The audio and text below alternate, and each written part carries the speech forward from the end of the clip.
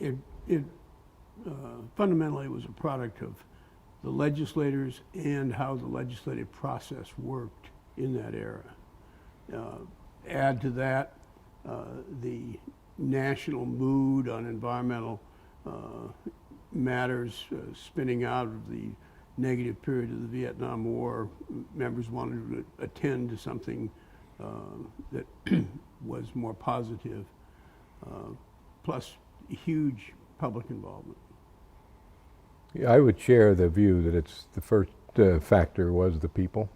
It was a group of, in the case of the subcommittee, 9 individuals, 4 in the minority, 5 in the majority, that under the leadership of the chairman developed a great deal of respect for each other, a great deal of confidence in each other that they weren't going to be embarrassed either politically or in any other way, so that they did turn their attention to the legislative process. The commitment that they made was now in retrospect almost unbelievable. I know I've got the numbers for the Clean Air Act or the Clean Water Act on my head, but it was similar in the Clean Air Act, the number of hearings that were held in which the members would appear and be engaged, and then in the markup sessions, which at that era were closed, so that there were real opportunities for learning. They could ask embarrassing questions, or what might be considered embarrassing if they became public, and they could really dig deep into the substance of the statutes. So I would attribute the quality of the people first. There was also, as Leon points out, growing political support. One of the features of the fact that the country was in turmoil in that era, one of the factors about that was that in the markup sessions, the senators found a respite. They were away from all of the protesters that had occupied their offices 24/7 and were confronting that endlessly. And so going into a markup session, they would find that very, very sort of satisfying, such that we would prepare an agenda for the topics to be covered at a particular markup. We'd get through that, and they didn't want to leave. They'd rather stay there and talk clean air some more, because the alternative was to go back and confront the protesters that were not only in their offices but were occupying the corridors of the Senate office buildings 24/7. So it was sort of a tangential factor, but a very important one, that they had the opportunity to really spend time learning the issues of the Clean Air Act, bringing their experiences together, which I'm sure we'll get into a little bit more in detail, but it was an important factor that was then coupled to a significant set of especially the young people that were protesting, not only protesting the war, but they were starting to advocate for some things to be done on the quality of the environment. There are 2 other factors. One was the election of 1964, the so-called Goldwater-Lyndon Johnson landslide, and for the first time since the 1930s, progressives had a majority in the United States Senate and an overwhelming majority in the House of Representatives. That created an environment in which legislation of all kinds became possible. Not necessarily did it work, but the second thing was serendipity. And a lot, in talking to our classes at Yale and at Columbia, we talk a lot about how serendipity played into our process. For example, we made a technical mistake in the 1966 Clean Water Amendments, Clean Water Restoration Act, that changed the standard of liability for oil spills. And we came back in 1967 and introduced a bill and passed that bill. It died at the end of the 1968 because Muskie wouldn't compromise with the House committee on that issue. Came back in 1969 and ultimately passed in the spring of 1970. But during that process of those members working together, we had oil spills off the coast of France. We had an oil spill in Puerto Rico. We had the Santa Barbara oil spill from the drilling platform. And we had a tanker breakup in Tampa Bay, the home location of the ranking member of the House committee. And the members realized that they had to deal with this problem, and they dealt with it together. They got to know each other and work closely together. The whole concept of joint several liability was articulated by Howard Baker, a Republican and relatively conservative Republican on the committee. And Muskie and others bought onto it. And I think that's where the seed of the relationship between these guys was sown. So there really was, it sounds like you're crediting a good bit the public foment of the times that really did help drive the environmental issues, but the members took it on themselves to actually lead and help craft legislation. Well, and the members had some staff stimulus, and it was nothing like a public event or a public crisis to motivate politicians to get in front of the parade. And Muskie strongly believed in taking advantage of public momentum. So we had this relationship between the members. We had these events that took place. We had the publicity associated with them. And then Tom and I had developed a kind of working relationship that's relatively rare on the Hill for majority and minority staff. And so we were able to keep our guys together through, and by the way, it was all guys in those days. So. How did that work in terms of, we often hear these days that the members are so busy traveling, fundraising, but they're not really there, and it's the staff that increasingly has become empowered. Was that, it sounds like you felt there was a much more of a power balance at the time. Well, the lifestyles of the members was very different then. Most of them lived in Washington. Their families were with them in Washington. Their kids went to schools in the Washington area. So the constant travel back to the districts was not a pattern in that era. And so they had time together Monday through Friday and sometimes Saturday. And that contributed to a growing respect between and among them. They had time to listen to each other and understand what each other's problems were and try and address those problems. Most of them had the attitude that on the core issues there was substantial agreement, and where there was a conflict, that conflict could be addressed and dealt with. So it was a very different lifestyle. They did not have either the necessity or the urge to go on TV all the time. TV did not cover our process at that time. And bear in mind that in that era, members of Congress did not raise, the Senate particularly, did not raise money out of cycle.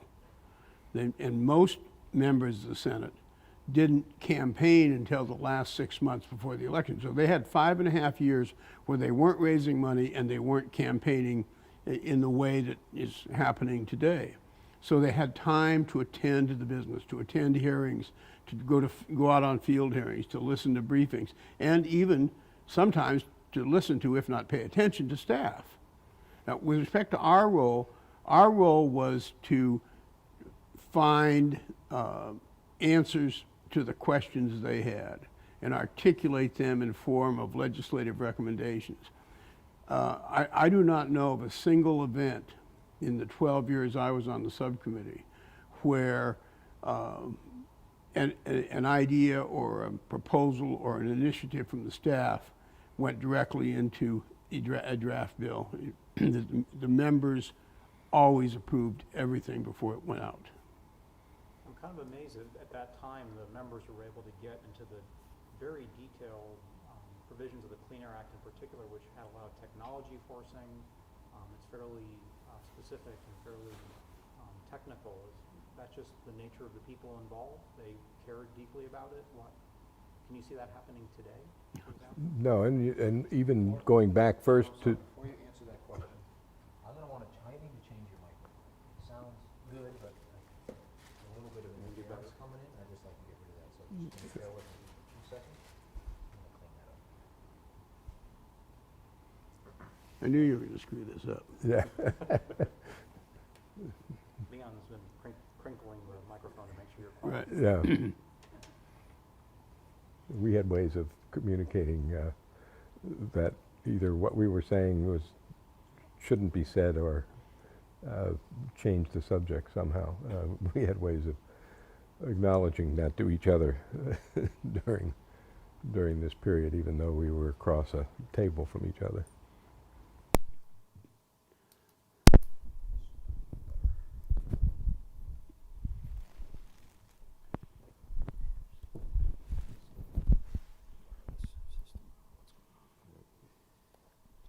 Is it scratchy kind of thing? No, it's a very low under. It's like every time you talk, there's a little. It's not really scratchy, but there's Maybe it's your pacemaker. That could be it. Yeah. could be it. Don't screw around with that. You do have a pacemaker? I do. Recently. Very recently. Yeah. Magic of modern medicine. It is wireless too. You can.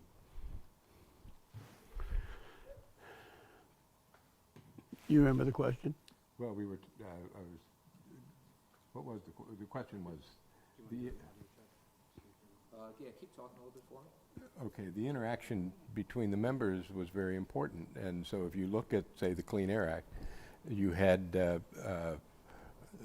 idea of the objective of the statute being to protect public health, coming from the chairman. That was discussed, and then members began to say, well, if that's the objective, how are we going to get there? Senator Eagleton had some strong views based on his experience on another committee, the Labor and Public Welfare Committee, that and basically led him to the conclusion that Congress had been writing these statutes that promised the American people a goal or an objective, but that the mechanics of the statutes provided no tools to get there. So he was very adamant, and one of the tools that he was very strong, felt strongly about was deadlines, which then became an important part.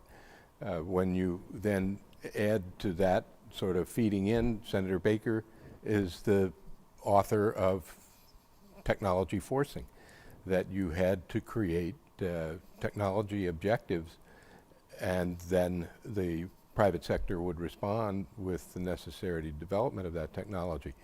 That was based upon his very close friendship with one of his constituents in Tennessee, who happened to be the head of the Oak Ridge National Laboratory, a guy named Alvin Weinberg. And Baker, having been trained as an engineer before he was a lawyer, felt strongly that the ability to respond with technological development to a direction was something that should be incorporated into statutes. Remember, in one of the things we point out in the class is, of these 9 members, all but one were World War II veterans. So they had sort of experienced the tremendous explosion of technology that was fostered by the war. They also experienced the Kennedy challenge to put a man on the moon in 10 years. So there were a number of forces that led to that, but Howard Baker was able to persuade any doubters on the committee that technology forcing is a very real concept and would be a very effective concept. So you marry that with deadlines and public health, you start to create the network of things that are necessary to make the Clean Air Act what it became. One of the early recommendations Tom made and was immediately not only accepted but became the property of the members was to remove the discretionary functions from the administration so that the statute's word may was substituted with the word shall. So when you take mandatory requirements together with deadlines, you create an opportunity to judicially challenge the failure of administrations to act as the Congress intended. And then when you add the citizen suit provision, which is, we believe, the single most important element of the statutes that we helped write, with the mandatory actions and deadlines, you create an opportunity for public participation in the process and the public to get results. Muskie felt extraordinarily strongly about public participation, and if you read those statutes, you'll see there's a whole set of opportunities throughout the process for members of the public to participate in the evolution of these laws and regulations. So that it was a little bit like putting together a puzzle without borders, and finding the pieces that made up the puzzle was difficult, but I think for the most part they managed to cover it. I was struck by your description of the legislative process being largely behind closed doors, and that there's a tension there between that and the usefulness of that and transparency, as you were just speaking about, Mr. Billings. So how does that function? Is there a sweet spot at which members need privacy to have these questions? Have we become too transparent? Well, when we do talk about the differences between then and now, one of, to me, the most significant is the closed markup. The transparency comes because it's going to be on the floor, it's going to be debated, and it's going to be voted upon. But the opportunity to learn and to dig deeply into a subject can't be done in open forum. It just, it's as if you would put cameras in there, which would automatically lead to people starting to play to their base and no longer be interested in trying to come up with a meaningful set of answers to difficult questions. It's absolutely essential that they have that space to do that. And I'll mention one more thing, and then Leon can join. Senator Muskie had a very important method to developing legislation. If we would present what we thought were answers to some of the difficult questions, he would undertake to question us in the most aggressive and hostile ways, because his theory was, if you can't answer these questions, I can't answer them on the floor when this matter gets into that part of the process.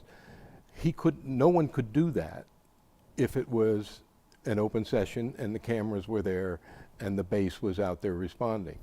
He sort of taught that method to all of them, because they all became adept at pressing us on whether or not what they were being asked to review or consider was meritorious. They would ask the most difficult questions that they could, and if they didn't get satisfactory answers, they would send us back to the drawing board. So it was a very essential part. It also was an important part of the respect. If you would portray this fast forward, Eagleton and Baker probably would have been aggressive contestants with each other if they were doing everything in public. But because they were in this space, they could challenge each other, they could learn what was motivating each other. It led to a kind of understanding that they weren't out to try and game one another, but rather to solve a public policy question. So I think it's immensely important. I think the greatest result, or the greatest poor result of Watergate was to, quote, reform the processes. And they reformed them in a number of ways, including to open up markups. But those reforms, I think, have been very damaging to the legislative process. Senator Muskie was one of the leading advocates of the Sunshine Laws. He opened one of his other subcommittees where he had the authority to do that, early on in the process, and he was very, very strongly for that. And he found out almost immediately that some of the members couldn't work well in that fully open environment. You see it now with this budget agreement that was just reached. 2-year budget agreement, crafted in private, no public participation, no public gazing on the process, came out and revealed it. Same thing happened 4 years ago in the 2011 debt extension legislation. So the Congress is drifting back to that. It's not the same committee structure that they had, but clearly where comity is being achieved in the current political environment, it's being achieved behind closed doors, not in an open session. I was struck when you were describing the social context at this time, that wondered whether there was a more common understanding of the role of government at the time. These folks had been through war together. They'd seen the government accomplish that task. They'd seen the government get someone on the moon. Was there a closer political understanding of the role of government that's changed today, or is that not an issue, do you think? Oh, I think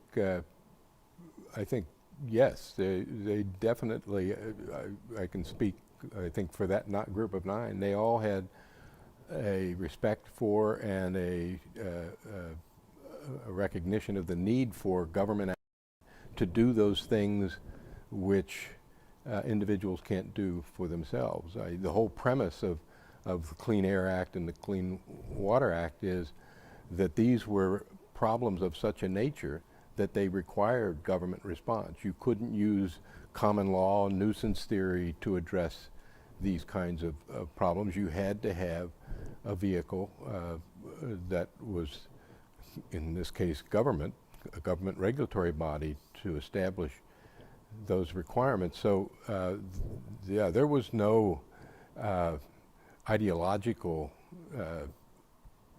sort of view that government was the problem. Matter of fact, I've described it this way. The way the process worked when we were there was that there would be a public issue, air pollution. The committee would hold hearings to determine the scope of the issue. And in that hearing process, members would identify areas in which they felt that there was some role for government. Once they got to the point of deciding that, yes, the problem was of such a nature that it should be dealt with, then the question became, well, who deals with it? At what level? Should we leave this to the states? Should we take it on as a federal role? All right, if it's a federal role, what is the scope and the role of the federal government? And this would be a evolving discussion to the point where they decided, in the case of the Clean Air Act, that there was a federal role, that there was a strong state and local role, that there was a mechanism by which the federal government was the gorilla in the closet, but they wanted to have the states and localities go first, that there were certain areas that had to be regulated by the federal government, like automobile emissions, and they went through this whole process every time. I think that's one of the reasons it took 30 and 40 markup sessions to get this legislation out, just trying to figure out the appropriate role of the government and the appropriate governmental response. That raises a really interesting question, given that at this time the environmental laws moved largely from state-driven and increasingly over the 60s, and by the time the Clean Water Act and Clean Air Act in 70 and 72 took force, many see that as a significant increase in federal power in those areas. Did we find the right balance? Did the members really grapple at the time with that, what now appears to be a significant shift of power towards the federal government? I'm not sure that's occurred. The whole implementation planning process under the Clean Air Act is in the hands of the 50 states, and essentially the EPA is an overseer. The responsibility is to achieve those public health standards. And so, yeah, the federal government has a stick and a prod, but it really doesn't have the legal authority to go in and force the states to do something they don't want. If the states won't do it, the federal government has to go in and do it for them. And that's a very different set of circumstances. Clean Water Act, the whole permit program is crafted specifically to preserve to the states the responsibility to issue clean water permits without federal interference. It was a battle, by the way, that we lost. We wanted a stronger federal role, a stronger EPA role in the issuance of individual permits. We could not get, the Senate couldn't get that through. The House prevailed on that provision. So I think there's a vast overstatement of the extent to which the federal government is becoming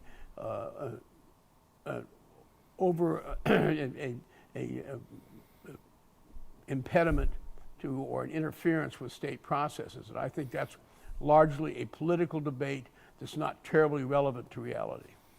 I think the basic answer is the proof is in the pudding, and both the Clean Air Act and the Clean Water Act have achieved pretty much the objectives that they set out for them. But there was always tension between the role of the states and the role of the federal government.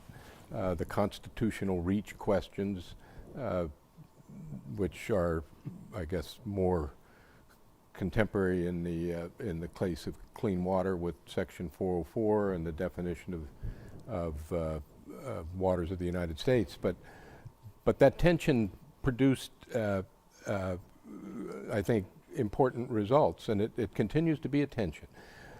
No advocate for more federal or more state had a purity in that sense, because they recognized, some states would recognize, well, if we crack down on our economic entities, they're going to flee to those states which don't have our kind of objective. And so we need the federal government to create a level playing field. And there are many elements in the Clean Air Act and Clean Water Act which attempt to level that playing field. So there were most of the interests, state, federal, large economic entities and small economic entities, fall on both sides of that question all the time. And so the balance that I think was drawn has been an effective one. There's still tension, and there will always be tension, and there's still some states that, the one that I served in New York, wanted all of the delegation and authorizations that it could get under these statutes. The state of Massachusetts chose not to do any. Let the federal government implement the program in our state. If that's what they want to do, let them do it. We'll save our resources for other things. So it's still a mixed bag. I think there's still several states that do not seek authorization or delegation for whatever collection of reasons. But those states that do certainly control the way the programs are applied in their states. There are some states today that are actively opposing the Obama administration's attempt to regulate climate greenhouse gases under the Clean Air Act that you helped create. How does this play into that? Is it if states, have things changed now where states simply can do this on their own? Do you think states, the world has changed that much over the past 45 years, or is this just states that are being political? I'd say it's political/ideology. I suspect if they had a candid conversation with some of the economic entities in their states, they'd say, why are you opposing this program? It gives you the maximum flexibility as to how it's going to be applied. But there's an awful lot of just knee-jerk ideology involved in that reaction. And how it's going to play out as soon, in fact, is if some of the reports are accurate, in many of the states that are opposing the Clean Power Plan, the economic entities are already implementing it. So I think it's more ideological than anything else. And what's your view on the role of corporations and how that's shifted over the past 45 years? Some of the reporting I've heard is that many companies were caught a bit flat-footed in the early 70s as to how to react to this. But today they've become more active. Do you have any reflections on that? Well, they clearly were caught flat-footed, and clearly they have mobilized in an extreme way to avoid being, not only to avoid being caught flat-footed again, but just take this whole national effort to discredit climate science because of the public health standard for air quality, which was, quote, government science became an enemy, specifically mentioned in the contract with America, or for America, or whatever that was, on America. The purging of government science became a very important objective of especially the energy industry. And I would say 90% of the animosity towards the Clean Air Act is from the energy industry. They've a very vested interest in it. So I think I give sort of a maybe a one-of-a-kind anecdote, but when I had a going away event with International Paper, one of the executive vice presidents said, we have two reasons to thank Tom. One is to force us to go into secondary treatment, and the other one was for the work he did while he was here for 10 years. But the corporations, I think, had, in many cases, a knee-jerk reaction to these statutes, and sort of opposition was the name of the game. Certainly that was the case with the automotive industry. You know, what business do you have interfering with the way we build our cars? They're selling very well, so that must mean the American people like what we're doing. But many corporations, in retrospect, realize that having all of their competitors meet the same standards wherever located in the United States was something very important to their ability to operate in communities. That was at risk.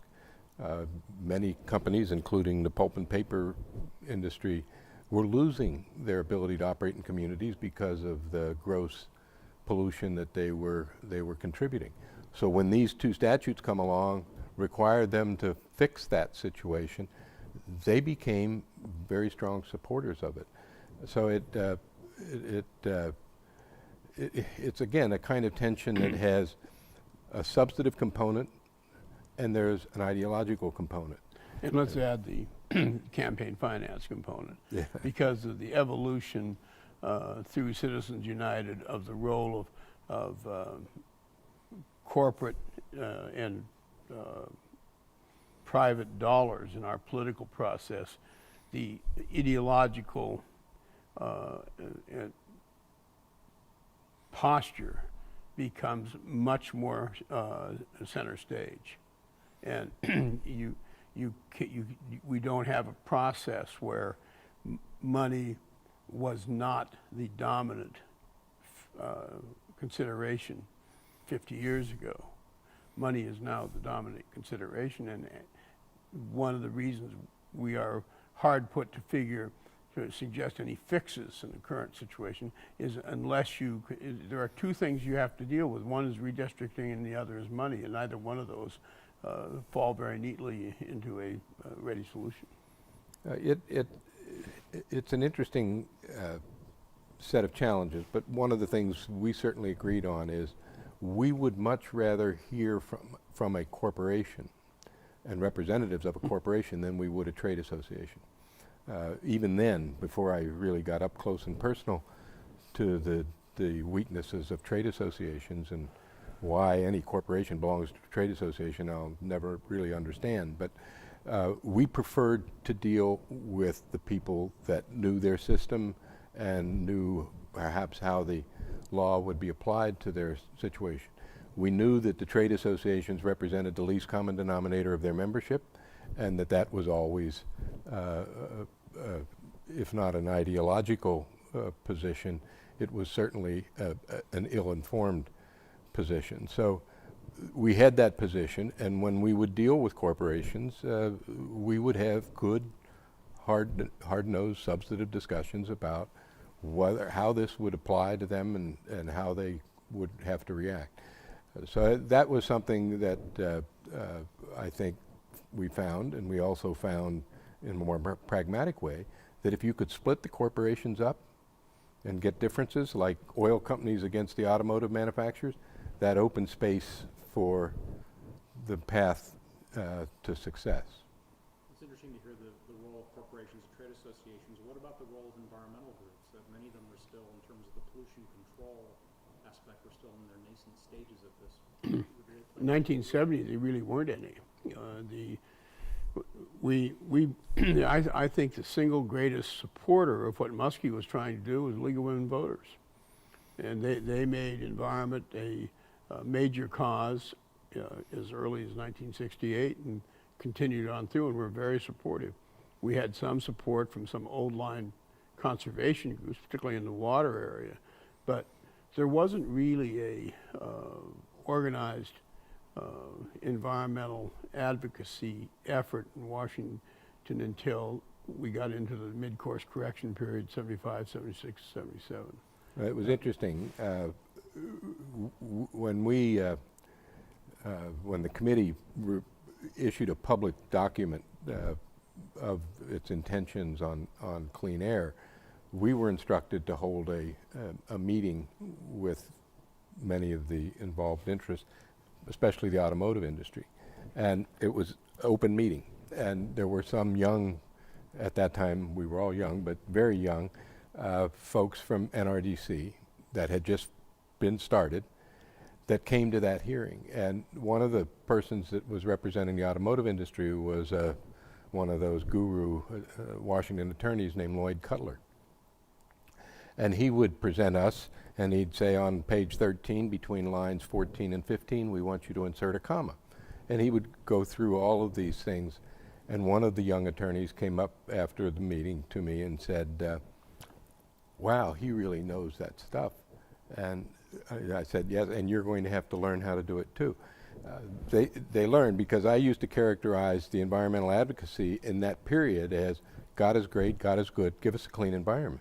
That was it, you know, demand kind of advocacy, whereas a serious advocate understands the issues, understands the text, and offers ways of representing their interest. And they learned that message very well, and that's why they became so strong with the tools that these two acts gave them to really intervene, and led to things like the Flannery decree and the change in the 1977 amendments that incorporated that decree into the statute. So it was a learning experience for them to see what real advocacy took, and they learned that lesson well. One of the interesting circumstances, the 1967 Air Quality Act included a provision which authorized the Public Health Service, which was then in charge of air quality, to make grants to citizen organizations to improve their knowledge of science and the technology. And out of this evolved some groups called Citizens for Clean Air. And they became actively involved at the local, regional level, like Allegheny County, Pennsylvania, and Los Angeles, and so on trying to get ambient air quality standards adopted that were truly protective of public health.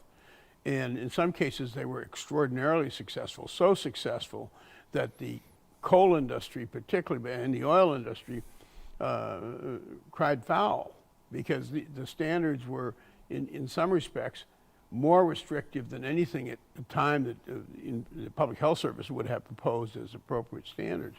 That's why we got, by the way, National Ambient Air Quality Standards in 1970. But these groups were on the front lines, and they were active in the districts of members of the Senate, and they were heard. So that even predated NRDC and the active Sierra Club and other environmental groups. It is interesting to see how the process was affected by outsiders. One of the things that we experienced as we moved forward on the automotive emission sections was the automotive industry, but the manufacturers basically took the position they couldn't do it. They couldn't do the putting on catalytic converters by 1975. On the other hand... Actually, they didn't even admit to catalytic converters at first. So. That's right. But on the other side, we had their major suppliers coming to us literally over the transom with information that these technologies are very good and they're very low cost. They couldn't do that publicly. These are Gould and Engelhard and Corning and Johnson Matthey. They would come to us, in effect, privately, and even submit to us documents that had no letterhead or any other distinguishing characteristic, justifying the fact that these systems will work. They couldn't do it publicly because they couldn't upset their major customers. But that, again, open space, you know, and it certainly helped Senator Baker say, you know, technology forcing has already worked, because here you've got the people that make these devices saying, yes, they work and we can supply them, and they'll produce the emission results that you're requiring. And that's one of the reasons that Muskie was so adamant about not relaxing the auto emission standards when we got into the 75, 76, 77 period, because he said, we have told people out there that these are standards and we've invited a huge investment. We have to keep the faith with the people who've made investments to try to solve these problems. And obviously Detroit doesn't want to solve the problems. So they're just going to have to suffer the fact that we're not moving. When he made an explanation to then Representative John Dingell in 77, essentially saying, I'm sorry, John, we're not going to do it. If your auto companies are going to close down in August because they don't have new standards, that's their decision. That's not our decision. And fortunately, John, by the way, we don't have any auto plants in Maine. That was one of the more colorful moments I saw in my 15 years up there. The dynamic between the Senate and the House, how would you describe that? What was you've spoken quite a bit about how important it was to have that group of 9 at the time then working together. How was the dynamic in working with the House? Well, let me start. Number one, in that era, there was more competition between the House and the Senate than there was between the legislative and the executive branch. In many respects, we had more cooperation with the executive branch than we got from the House. Number two, the House Public Works Committee had the Clean Water Authority. The Interstate and Foreign Commerce, now Energy and Commerce Committee, had jurisdiction over solid waste and clean air. So we were dealing with 2 different committees which had totally different dynamics. The House Public Works Committee, much like us, worked on a very bipartisan basis. The House Interstate and Foreign Commerce Committee worked on a very strict partisan, don't send anybody, the minority was told not to send anybody to the meetings because they weren't invited. So we had in fact, I couldn't even, for some time, convince the House staffer that I needed to bring my minority counsel to the meetings because he didn't want to meet with the minority. They were the minority. In the House Public Works Committee, we met as a united Senate staff versus a united House staff. So it was a very different dynamic. And those differences were in dynamics and in culture. The House Public Works Committee orientation was public works. They really wanted to get the pork in their districts. That's one. 2, they were very strongly supportive of the Corps of Engineers because most of the membership of that committee, they became members because they gravitated to that committee because they had a need for usually Corps of Engineers kind of activities, either harbors or rivers and locks and dams and things like that. So they had a cultural orientation towards support for pork barrel kinds of activities. If you look in the Clean Water Act, you see they were always prepared to put more money up against construction grants, building waste treatment plants, than were the Senate. You could use that to your advantage. You know, give them some things on public works elements so that they would accept some things on the regulatory side. But so the cultures were very, very different. I would say that in the Interstate and Foreign Commerce Committee, individual members played a much more important role, and I would point to Paul Rogers as being very instrumental in the success of getting the Clean Air Act conference completed. Well, as an anecdote, there were 3 House Democratic conferees. The chairman was Congressman Staggers from West Virginia, and Paul Rogers was chairman of the subcommittee, and another member was John Jarman from Oklahoma, and I don't recall how many senators, but I think we may have had all of them. But there were 5 House members, and we had a very tendentious series of meetings because at the last hour, the Nixon administration came in with a letter from Elliot Richardson, then Secretary of the Health, Education, and Welfare, opposing most of the key parts of the Senate bill. In the end, word leaked out that Mr. Jarman's family owned an auto dealership in Oklahoma, and he had a conflict of interest. And after that was exposed in a column by, which was then edited by a guy named Jack Anderson, Jarman disappeared from the conference. Staggers had his proxy, and we went through the bill, and the House basically bought 90% of the Senate bill, and that's how the Clean Air Act ended up on the president's desk in December of Yeah, 1970. the hard thing to realize is that we were talking about how intensively the Senate committee approached this with extensive hearings and a number of markups. It had to be completed in 2 sessions of Congress. Otherwise, you start all over again. And so we had that December 31st deadline facing Well, us. it was even a little than that because we had adjournment coming. So, because it was an election year. We didn't get to conference until we had one conference before the break for the elections. Then we came back and we had a series of conferences between the 15th of November and the 15th of December. And then we had to sign off a bill. We got it through at the very last minute and sent it to the White House. And then Nixon was going to veto it, but he was out of it by Tom's boss, Senator Cooper of Kentucky, and Senator Randolph, who was chairman of the committee. Kind of a 2-part question on that note. So what was the role of the Nixon administration as you worked the Clean Air and the Clean Water Act through Congress? And was Nixon an environmental president, as many have said? The answer is no. No, Nixon, there's some history here. In the middle of 1969, Muskie became the presumed frontrunner for the Democratic nomination. And even prior to that actually happening, Nixon administration began a bold series of environmental initiatives. The Nixon program, proposed program on clean water was significantly more rigorous than the program that that Senator Muskie had introduced in that Congress. And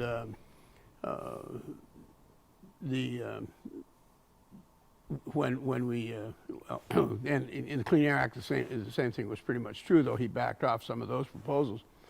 But they didn't interfere with the Senate bill in any significant way. But at the last minute, in the Clean Air case, Richardson sent up this letter, which was very destructive and became a major part of a partisan debate in the Senate, which was unfortunate. In the Clean Water case, Russell Train and the chairman of the Council on Economic Advisors came up and testified against the Senate-passed bill in the one hearing the House held. And so you had on the one hand these great Nixon environmental messages and great positions by then Secretary Robert Finch of HEW and Secretary Wally Hickel. And then as soon as this legislation got to the end point in Clean Air, they tried to undercut it with the Richardson letter, and Clean Water, Nixon vetoed it. So there's a lot of made up history about how green Richard Nixon was. Russell Train and Bill Ruckelshaus were very good advocates, but the Nixon administration was not green. And what Leon did not say is that Muskie was the presumed front runner in '69 and into '70, and actually Early '72. There was an event that occurred coincident with that, which was a bridge in Chappaquiddick, and that led to a resurgence of interest in Muskie. And so the administration was very candid about they were not going to let Muskie have that issue alone. As soon as the process began to play out, sort of towards the nomination, and Muskie withdrew, the administration's attitude changed dramatically, so that it was clear that the original intent. But I will say that they had let a little bit of a cat out of the bag, and that is in the appointment of people at the beginning of the Nixon administration. They put some people in that were legitimately very serious environmentally oriented. Russell Train, Bill Ruckelshaus, and Train had assembled a staff at CEQ that many of them, like John Quarles, moved over to become general counsel of EPA. They were hard to turn off, and so there was still an opportunity. I know we spent hours and hours with John Quarles and some of these other young folks trying to deal with the fact that they had launched this Refuse Act permit program. We were creating a permit program in the Clean Water Act, and how do we make those two things help each other, or come up with a good, sound public policy that would achieve the clean water objectives. So they were very solid people. But when you went to the White House later, it was dictated by Maurice Stans and the more political / economic wing of the Nixon administration. And that's a very important distinction with today. We could have our problems with the White House and get along just fine with the agency and with CEQ, and have strong, effective working relationships at that level, and yet have real competition and disagreement at the White House level. You don't have that today. You have much more strict discipline within the administration as to who says what to whom and interacts with whom. What do you think are the key strengths and innovations of the Clean Water and Clean Air Act? You and I know. Well, I think in the Clean Air Act, we sort of enumerated them earlier, the use of the public health standard and transferring that into language. If you look at the Senate report, what was public health? It's very clearly defined. It's to protect the health of persons, including asthmatics and others that need a relatively clean air to survive. So public health standard, the technology forcing, the deadlines, the citizen suit provisions, a network that came together to reinforce the provisions to achieve that objective. In the case of clean water, it's similar. It has a little bit different. The objective is elimination of the discharge of pollutants and to achieve biological, physical, chemical integrity of the nation's waters. So you had that as the sort of parallel to the public health standard, and then you had a number of devices and tools in the act that led to meaningful regulation to achieve that objective, which in this case were the permit program and the technological standards that would attach to the permits, the citizen suit provision, access to information on the part of the government. One of the things that both of the statutes have is provisions that give EPA access into the private sector that's it's unequaled in any statutes that I'm familiar with. And one of the reasons I'm sort of intrigued by what the government must be doing on the Volkswagen case is because I'm sure they're using that authority to get in and examine everything that Volkswagen has that deals with emissions. So you have all of these provisions that the members became very both sophisticated and knowledgeable about how they all fit together to produce that a higher expectation, that the public expectation that you're going to get clean air and clean water could be achieved. You mentioned a couple of times the citizen suit provision, and Mr. Jorling, I think you're credited with coming up with that innovation in the Clean Air Act. Where did that come from, and what's your perspective on how that's fared over the years? You know, that credit's overplaced, but Leanne will give you, I think, In 1969 or 70, Senator Phil Hart of Michigan, who was Senator Muskie's closest friend in the Senate, introduced a bill that was drafted by an attorney named Joe Sachs, who was a professor at the University of Michigan, that created a right of action in the courts to ameliorate environmental harm. environmental harm. We held a hearing on it, and after the hearing, Senator Muskie said to us,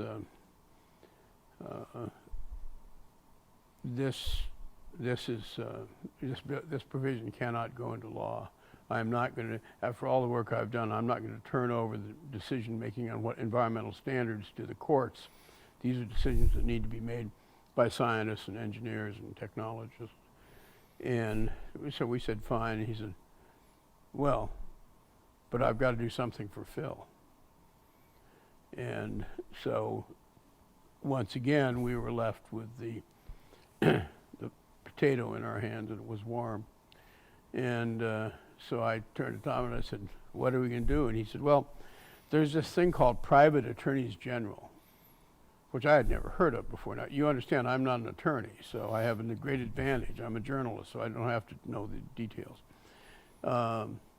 So Tom drafted up this citizen suit provision, which was a little different than what finally evolved out of the process. And I think it was my responsibility initially to sell it to Muskie, but he bought it. He thought that would be a good answer to Phil, and he could say, well, Phil, I couldn't go with you, but I've got something that's just as good, essentially. Basically, it was, again, part of this effort to craft the tools that fit together. We talked about changing the statute from one of great discretion to more mandatory. But what happens if an agency under a mandate doesn't do it? There was really no remedy. And so what the citizen supervision provides is access to the citizens, to the federal court, to compel mandatory actions to be performed. That has been hugely successful, especially by the environmental advocate groups. And then the second thing was, often we would hear testimony from states and feds, we can't enforce because it's just too big. There's too much out there that we can't do it. So the answer to that was, give citizens the ability to enforce. And that had to be moderated a little bit to give notice and have the opportunity for the state or the federal government to initiate that enforcement action, and then the citizens group was set aside. But those two elements fit the other parts of the statute to make it all sort of come together to produce the results that were intended. But it is a departure. It's now in most environmental legislation, and it's even incorporated in some other regulatory bodies or other regulatory statutes in other areas. You mentioned not leaving deciding standards to the courts. How do you think the courts have fared as stewards and interpreters of the Clean Air and Clean Water Act? Have they done a good job? Has it been too hard for them? Any thoughts on that? I think they generally have. From sort of a legislative drafting standpoint, if the courts reverse something, I think Leon and I consider that we failed. It shouldn't be left to the courts to interpret a statute. It should be pretty clear on its face. But as a general matter, certainly at the Supreme Court level, most decisions have basically upheld the statutes and the agency's action under the statute. So I think Well, probably 80%. In Rapanos, I called Tom after I read the decision, and I said, what do you think of it? And he said, well, it certainly exceeds anything I thought we'd ever get out of the courts. And any fair reading, if you knew the kind of discussions that Tom and Les Edelman and Dick Sullivan and I and Phil Cummings were having in that conference committee as we got down to what are the navigable waters of the United States, I think every one of them would have thought that they were somewhat more constrained than Swansea and Rapanos set out. So, and we told our friends in the advocacy committee, including Jim Range, who was really the leading wetlands advocate, worked for Baker, that they should be careful in trying to push far beyond that, because the court's already gone far beyond where we thought that they would end up. We were very pleased with it. Yeah, And you just mentioned also the ambient air quality standards decision was, you know, even though it was written by that other judge, was an excellent manifestation of what we were trying to do with the statute. I think we were very concerned. We wanted to get the interpretation of the waters of the United States as close to the hydrologic cycle as we could. But we knew that there were some vulnerabilities constitutionally on how that reach could go. One area that was especially problematic is groundwater. The states have an immense body of law and tradition and implementation that they are the regulators of groundwater, and that the federal government has no role in it. And so we knew that there was a sort of an area that we probably shouldn't try to get to. But with respect to surface waters, given the nature of the courts and the reach, we wanted to reach all the tributaries of navigable waters. And when Rapanos came down and basically said, yes, you've got that. And all the associated wetlands. And also associated wetlands. So the question became, and the advocate community said, oh, but you're leaving out these upland wetlands and what have you. Concern there that if we'd have tried to do that explicitly, we would have had our ears pinned back. Besides that, we had a specific discussion with the members that basically said that a non-draining wetland, a pond, there was a specific one in California, they discussed at some length, was not a navigable water. The members were very concerned about not getting into to these isolated waters.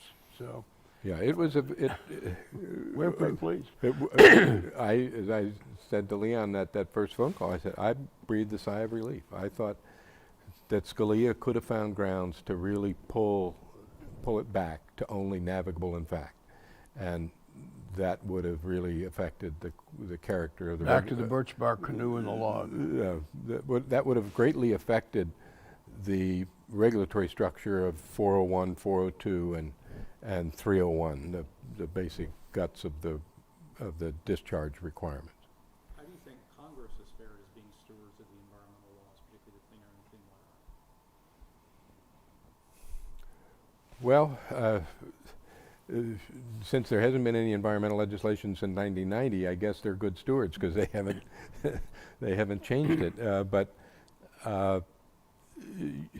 there are some things that our current perception of environmental issues that need addressing. And so if you ask the question, clean water and clean air, they're both basically intact and operating quite well. But if you ask the question, is Congress a good environmental steward? That you get a very different answer. Well, there have been two amendments, the 1987 Clean Water Amendments that Chafee put through, and the Mitchell-Waxman Clean Air Act in 1990. Neither of them did significant damage, and one could argue that the 90 Clean Air Act amendments made some significant progress. And so from that perspective, Congress has been fine, but Tom's absolutely right. You can't be a steward if you're not paying attention to what you're supposed to be protecting. And Congress has basically abandoned the field, which is very detrimental to the long-term structure of our planet. Are there any things you would change about the Air and Water Act? Anything that you think are weaknesses that you might do differently or think could be attended to today?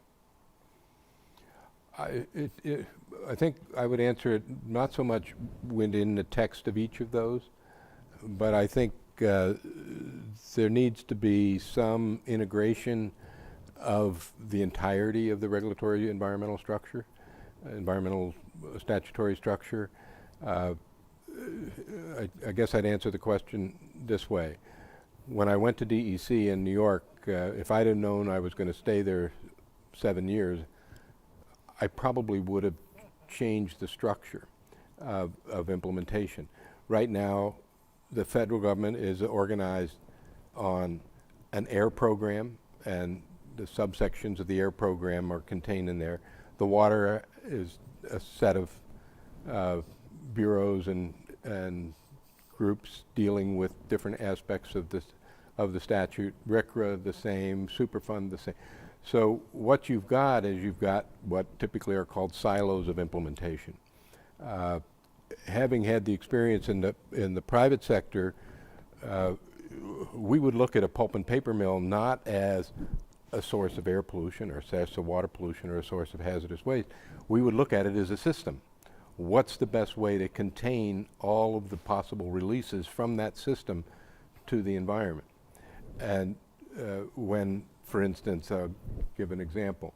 EPA was promulgating a rule under the Riley administration called the cluster rule, which had some significant effort at this kind of integration. Cluster meaning take the air, the water, and the hazardous waste rules and integrate them into a single coherent kind of program.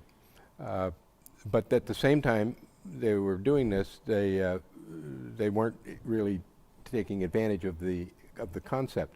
So, for instance, one of the elements of the rule would have required that company, IP, to discharge 30 million pounds more of CO2. And I went to them and I said, do you realize that if we implement this, we're going to be releasing so many millions more tons of carbon dioxide to the atmosphere? And they said, that's not our problem, that's the air program's problem. And yet it wasn't, because it was the water regulation that was producing us to have to produce more carbon dioxide to the atmosphere. That area needs, so if I go back to my DEC and I said I would have reorganized into a division of industrial regulation, a division of municipal regulation, so that you would look like the people that operate these facilities. You'd look at it as a system, and you'd say, how do we make the changes to bring this facility closer to a closed system than it is? One of the things too, there are elements of the Clean Air Act that operate, I think, in counterproductive ways. IP had a fleet of coal boilers, and you could put them on a graph, and there were some that were built in the 20s and then peaked in the period around the war and the post-war period, and then they fell off. And by 5-year BAT or BACT or MAC rule, you would take an increment out of each of those boilers. And in discussions with the technology people there, they said, you know, once we do that, we've invested in those coal boilers, so we're going to keep them alive for a lot longer. Why doesn't the government come up with a plan that says, you're going to spend the same amount of money per year as you would spend doing that, but allow us to replace our coal boilers, switch to either natural gas or to other non-fossil fuel energy sources. And we could get, over a 20-year period, we could get rid of all of our coal boilers. And the company would have bought into that. And that would have been a much better result from a climate change standpoint than simply taking another increment of emissions out of the whole fleet. So I think there's some ways that can be approached that you can produce better results, not even by changing the statutes, but by changing the implementation of the statutes. I'd make 2 changes, but before I talk about those, I believe the biggest failure of the administration on the implementation of these laws was the failure to implement Section 209, the area waste treatment planning provision, which was intended to provide for an attack on effective attack on non-point sources and to get water quality management built into land use decisions at the local level. And the refusal of both Democrat and Republican administrations to request the funds in the budget to move that program is a great loss, and we're experiencing it in the way the non-point source program is not operating today. Changes I would think strongly about. One is I would have probably preferred, in retrospect, hindsight, national emission standards on existing sources of air pollution. I just think that the success with the effluent standards program under the water program, all sources ought to be subject to some kind of regulation based on the availability of technology. Secondly, Tom's point, in my post-congressional experience, so many of entrepreneurs have talked about the fact that our production processes and our priorities and our markets and so on change so much more rapidly than every 5 years that we need to have some kind of a process to facilitate quicker response by the government to these kinds of pollution problems. One of the things I would add that has created an opportunity for Republican attacks on the regulatory structures is a function of the amount of time that it takes and the transaction costs that it takes to get decisions out of the federal government and out of the state government, I would add. And my experience, again, in dealing with not only International Paper, but a lot of the peers that were in other manufacturing types of operation, I never heard anybody say, we can't meet the requirements. What they were frustrated by is the length of time it took to get a decision, and that's what drove them crazy. And I think there's merit to that concern, and it's part of the perception that the Republican candidates take advantage of. The frustration that's out there in the public about getting decisions made. And I can give some situations. At DEC, I found out that a major pharmaceutical company had a campus down in Rockland County, and it was their research facility. They had 200 and some PhDs doing nothing but research. And I found out that they were going to expand, but they were going to expand in North Carolina. And I went to the CEO and I said, for God's sake, you've already got this infrastructure and this facility here. Why are you building in North Carolina? And they said, because it would have taken us 10 years to get a decision out of the state of New York. That kind of frustration, when they talk to each other, the CEOs, and they say, oh, those bastards couldn't give us an answer for 10 years, so we had to go elsewhere. And it became even international. IP built, there's been no pulp and paper greenfield sites built in the United States since the 70s. And you ask why. Well, there's a lot of reasons why. But one of the reasons is, if you go to Brazil and you build a greenfield site, you get the answer out of the government in 6 months. You'll meet exactly the same standards, or better, but they get the decision in 6 months. Nobody's going to tie up capital for 10 years waiting for the ponderous decision-making apparatus. So in addressing this, and I haven't even talked to Leon about this, but I would say that the way to discipline this would be to say that if you haven't gotten a decision in 6 months under a permit application, it's deemed to be issued, and force the government to get through the process to make decisions. It's just very onerous. And one of again, I'll use another example from IP days. We were trying to get a permit renewal for a mill in Pensacola, Florida. And It wound up not being received. It took us 12 years to get the permit renewal, and it took about $4.5 million of transaction costs. One time I went to a meeting, and I had considerable authority from the company, and I met with all of the federal agencies involved in this process. And they were Commercial Fisheries, Fish and Wildlife, Corps of Engineers, EPA, and there were even some others that were there. There were 27 of these. And it turned out none of them had authority to make a decision. They all could ask questions. And they could say, well, we need you to do this, we need you to do that. And I sat there with my little notes and I said, you know, I can answer those questions, but it'll take us about $1.5 million to answer those questions. What relevance does that question have to whether or not this permit is issued? And they couldn't answer that because they were looking at very narrow prism about their responsibility. And somehow that element of the process has to be expedited and made more responsive.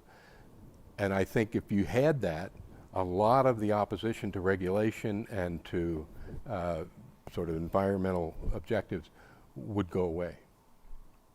You've talked a lot about innovation from the Clean Air Act and Clean Water Act. Hopefully that may drive some innovation moving forward. Are there anything that really gives you hope looking forward as we wrap up in the future, the use of the Clean Air and the Clean Water Act and use of environmental laws in general? Are you generally optimistic about the nation's environmental future or pessimistic? Well, you start at the sort of specific end. Activities leading to air and water pollution. I'm separating out for the moment climate change. The amount of innovation that's going on and in industrial engineering and what have you, corporations like DuPont and Dow are moving first to biological feedstocks and off of fossil fuel feedstocks.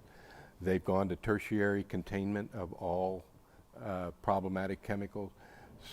And once you unleash that ability to have industrial engineers come up with a different way of producing your product, it usually results in great change. So I think on the general specifics of air and water pollution, there's great promise. You know, we'll be producing our products with closed cycle systems in the not too distant future.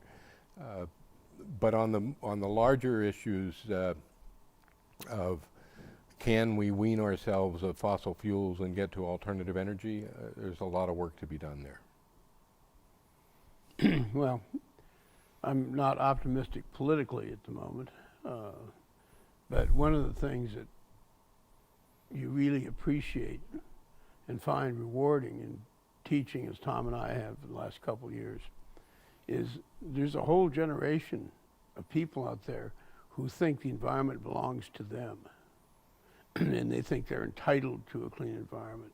And they look at a picture of Beijing, and you show them what Los Angeles looked when we started all of this, and say, there, but for the grace of God go we. They appreciate that these are their resources, and they're going to protect them. And I suspect a lot of this is going to carry over into their corporate life. And I think that if there's anything that's happened over the 50 years, you have less of this of corporate management saying, we don't care whether or not we discharge a hazardous waste. Part of that's the result of the liability statutes. That's gotten a lot of focus. Part of it is because there's such a strong public antagonism towards corporations who abuse the environment. So there's a social pressure here that's outside of our political process, which is the primary reason I'm optimistic about the future. And I think there's reason to be optimistic. When we encounter these kids either here at Yale or at Columbia, and I still see them at Williams, they are so bright, and they have tools at their disposal that are unlike anything. You know, when we were sending a bill back and forth to the committee, you know, we had to go to the government printing office and wait 48 hours. 48 hours and have it handwritten. You know, these people, you say something in class and they'll raise their hand. And on this case about Volkswagen, when it first came out, I said something in the class about, Well, I'm sure there are a lot of law firms in New York and Washington that are distributing their cards to Volkswagen. And the kid raises it. They just hired Kirkland Ellis. He went online and found out that Kirkland Ellis had been hired by Volkswagen. So they have such greater access to information and tools than certainly our generation did. But they're also seemingly highly motivated. We hope that they do the first thing that they should do with that motivation, which is vote, because the record of voting on that population is very, very bad. That's what they have to start with. But then they have to engage and get into the arena and work their genius, because they've got all the tools, they've got all the knowledge, and if they've got the motivation and the desire, they can do great things. So Just think of the damage we could have done if we'd been that smart and that well equipped. yeah. So you have to be optimistic when you see the caliber of the next generation coming up. You just hope that they engage the political processes as firmly as they engage the sort of intellectual processes. One of the problems with climate change and with environment generally is that it has become so professionalized that it has almost been separated from the public. I know I would be covering climate change matters when I was in an international paper and going to these international forums. It wasn't my full-time job, but I do it. If I went to one COP meeting and then I went to another COP meeting another 12 or 14 months later, the jargon had completely changed and nobody understood it except that very tight group of people that talk to each other all the time. And that's you can't disconnect the issues from the public. You know, the atomic energy debacle should prove that, you know, where you had, we're experts, keep the public at arm's length, you know, we know what we're doing. The same thing is sort of happening to the environmental community in the climate change kind of. Well, it's very specialized, and all these words and jargon and calculations mean something to us. They may not mean anything to you, but it means something to us, and trust us. That's a serious flaw in the approach on climate change. You know, when we haven't talked about the Resource Recovery Act or the Resource Conservation Recovery Act, we haven't talked about the noise pollution bill. We talked a little bit about oil pollution. We didn't talk about CERCLA and its predecessors in the Section 311. But, you know, Tom and I, in that 4-year period, and I over the longer period, were air pollution, water pollution, CERCLA, RCRA, those are all our fields. You never hear of a CERCLA lawyer or air pollution lawyer. You hear of a Section 209 lawyer, or a Section 303 lawyer. I mean, so I mean, it's fascinating. I don't know how we did this stuff. It's probably because we didn't know enough not to do it. But it's an enormous change. Well, you have done so much good for the country and for the planet based on your work over the years in many different facets. All I can say is thank you. Well, I would qualify that. You know, we sort of bask, Sal, in some comments like that because we're sort of the only two survivors. Yeah. But going back to our original comments, the people that wrote these acts literally and were in the political responsible position of making them happen, they're the ones that really deserve the credit. We were in the shadow of greatness. Yeah. So you can't ignore the fact. One of the saddest things that happened to me recently preparing for one of these classes, I went back and I looked on Wikipedia for the biographies of Cooper, Boggs, Baker, and Dole. And in each case, and I didn't look at the majority side, but I suspect it's the same. In each case, there is no mention anywhere in their biography that they were involved in writing the Clean Air or the Clean Water Act. Nothing. And you just said, my God. And here's Baker who says, he wants on his gravestone, he wrote the Clean Air Act.